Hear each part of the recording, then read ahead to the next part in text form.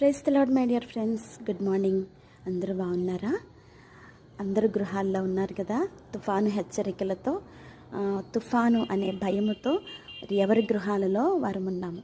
అయితే ఈ ఉదయకాల సమయంలో దేవుడు నా మధ్యలో పెట్టినటువంటి మాట, మార్కు సువార్త 4వ అధ్యాయము 37వ వచనములో, ఆయన ఉన్న దోణిపైనే తుఫాను వచ్చినట్లుగా, అలలు చెలరేగినట్లుగా, ఆ దోణి తుఫానులో చిక్కుకున్నట్లుగా మనం చూస్తూ ఉన్నాం.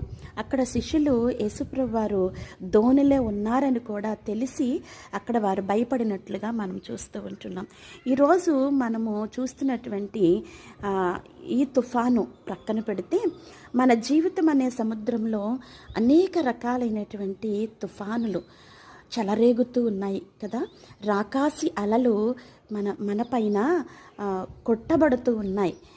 కష్టాలు, కన్నీళ్ళు, వేదనలు, దుఃఖాలతో నిండిపోయిన మీరు ఒకవేళ అనుకుంటున్నావేమో, దేవునిని కలిగి ఉన్న నాకే ఎందుకు ఈ శ్రమలు, దేవుని నమ్ముకున్న తర్వాత నాకే ఎందుకు ఈ కష్టాలు, ఈ వేదనలు అని ఆలోచన చేస్తూ ఉన్నామేమో. వాక్యమే మనకి ఆధారము. దేవుడు యేసుప్రభు వారు ఉన్న దోణిపైనే అలలు కొట్టబడ్డాయి, తుఫాను చెలరేగింది కదా. అలాగే అక్కడ వారి విశ్వాస్యతను, శిష్యుల యొక్క విశ్వాస్యతను పరీక్షిస్తున్నట్లుగా మనం చూడొచ్చు.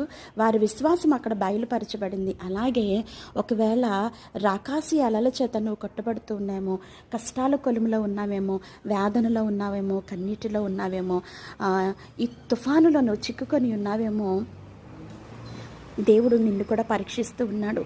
దేవుణ్ణి కలిగి ఉన్న నిన్నే దేవుడు పరీక్షిస్తాడు. కాబట్టి ఈ విశ్వాసీ పరీక్షలో, ఈ విశ్వాస యాత్రలో, ఈ పరీక్షలో నీ విశ్వాసాన్ని కాపాడుకుంటూ, ఆయనపై భారాన్ని పెడుతూ, ఆయనపై విశ్వాసం ఉంచి సముద్రాన్ని, గాలిని అణిచిన దేవుణ్ణి నువ్వు కలిగి ఉన్నావు. కాబట్టి ఈ చులకనైన శ్రమలు, ఈ చులకనైన ఈ తుఫాను వంటి వేదనలను ఆయన కొట్టివేయగలడు, ఆయన అణిచివేయగలడు.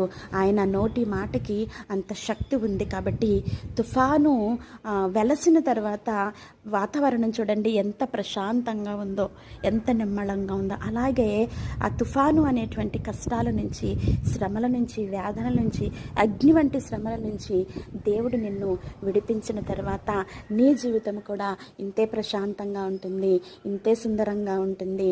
నెమ్మది కలిగి నువ్వు జీవిస్తావు, నెమ్మది కలిగిన దినములలో నువ్వు బ్రతుకుతావు. కాబట్టి నీ కన్నీటిని నాట్యంగాను, నీ దుఃఖాన్ని సంతోషంగాను మార్చబోతున్న దేవునిపై నువ్వు ఆధారపడి నీ విశ్వాసతను కాపాడుకో. ప్రార్థన చెయ్యి. ఆ ప్రార్థనే నేను రక్షిస్తూ